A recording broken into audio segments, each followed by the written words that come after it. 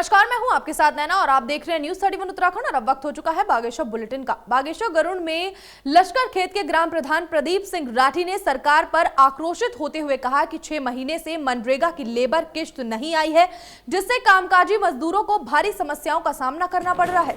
वहीं उन्होंने कहा कि जब तक किश्त का भुगतान नहीं हो पाएगा तो विकास कार्य भी नहीं हो पाएंगे। ऐसे में अब उन्होंने जल्द से जल्द मनरेगा की लेबर किश्त को आवंटित करने की मांग की है।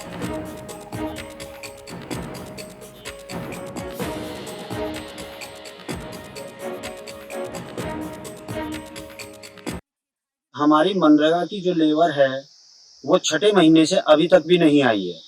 मेरे गांव की खुद बात में ग्राम प्रधान लश्कर खेत हुआ प्रदीप कुमार राठी, मेरे गांव में 7.5 लाख रुपए का काम कंप्लीट हो चुका है, जिसमें लेबर अभी तक भी 7,000 की भी नहीं आई है।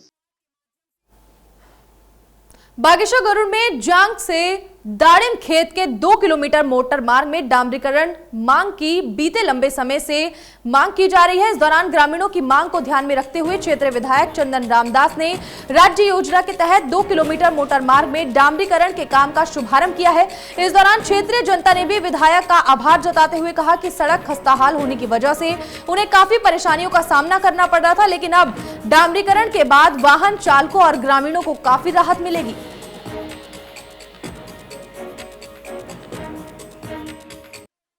आज हमारे जाग से लेकर दाड़िम खेत तक जो डामरीकरण का कार्य था वो आज माननीय विधायक जी के द्वारा उसका उद्घाटन किया गया है। और मैं क्षेत्रीय जनता, अपनी लाहौर घाटी की समस्त जनता और जनप्रतिनिधियों की ओर से माननीय विधायक जी को मैं धन्यवाद अदा करना चाहता हूं। और वो हमेशा हमारे साथ यही यूं ही कार्य करते रहे और हमारे इस ग्राम सभा जाग के लिए भी उन्होंने काफी उत्तम कार्य कर रखे हैं।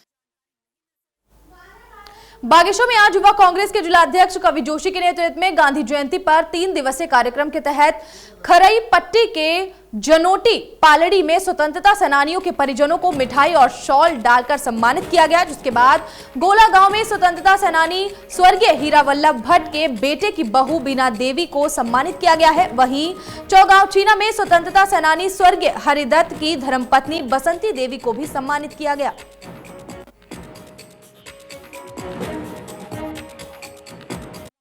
जो स्वतंत्रता संग्राम सेनानी जी हैं बिशन सिंह जी और महेंद्र सिंह जनोटी जी और जो राज्य का आंदोलनकारी के जो जनक है, आंदोलन के जनक है बालम सिंह जनोटी जी, उनको वहाँ युवा कांग्रेस और कांग्रेस के सब साथियों द्वारा सम्मानित करने का कार्य किया। तो आज का जो 3 दिवसीय कार्यक्रम लगातार चल रहा है, 2 अक्टूबर के दिन जिस प्रकार से महात्मा गांधी ने इस भारतवर्ष में जन्म लेकर भारतवर्ष को तृप्त करने का काम किया था और लगातार आंदोलन के माध्यम से कहीं न कहीं भारत के अंदर एक जागृति जगाने का काम किया था। बागेश्वर गरुड़ के अधिकांश हिस्सों में बेमौसम बारिश के चलते ना तो धान की कटाई हो पा रही है और ना ही धान की मड़ाई हो पा रही है, जिससे काश्तकारों को खासा परेशानियों का सामना करना पड़ रहा है। वहीं काश्तकारों के खेत इन दिनों पानी से लबालब भरे हैं, जिससे धान की फसल अधिकतर खराब हो चुकी है। वहीं काश्तकारों की 6 महीने की मेहनत पर पानी फिर गया है, जिससे किसानों के चेहरे की रौनक गायब हो गई है। घरों में होता क्या है, हाँ बारिश ने सीधे नाश मार दिया है घरों में। यहाँ पहाड़, हाँ हमारा घरों में यहाँ खत्म हो गया, फसल का नाश हो गया। और क्या होता है यहाँ घरों में? यहाँ बेमौसम बारिश आने से काश्तकारों की क्या कहते हैं पराल का नुकसान, धान का नुकसान, कितनों का तो ये पराल पूरा उसी में है, पानी में ही। और इससे काश्तकारों को बहुत नुकसान हो गया इस साल।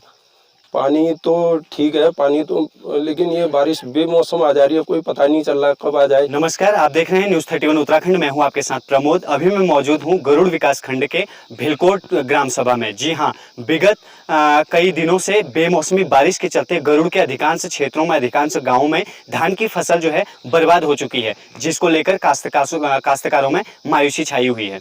आपको बता दें कि बेमौसमी बारिश के चलते धान की मड़ाई नहीं हो पा रही है, धान की कटाई नहीं हो पा रही है, जिसके चलते काश्तकार परेशान है। वहीं धान की जो फसल है वो बर्बाद हो चुकी है। ऐसे में काश्तकारों को लगातार समस्याओं का सामना करना पड़ रहा है। ऐसे में लगातार किसानों के सामने बारिश जो है चुनौती बनकर सामने आ रही है, जिससे कि इस साल के लिए जो उनकी धान की फसल थी, उनके खाने के लिए जो व्यवस्था उन्होंने कर रहे थे काश्तकार, उसके लिए उन्हें काफ़ी दिक्कतों का सामना तो करना पड़ रहा है। साथ ही जो किसान, जो काश्तकार इस क्षेत्र के धान के बीज को बेचते थे या धान की जो फसल होती थी उसको बेच करके अपना जीवन यापन करते थे, उनके सामने खासा अधिकतर परेशानी इन दिनों उभर कर सामने आ रही है।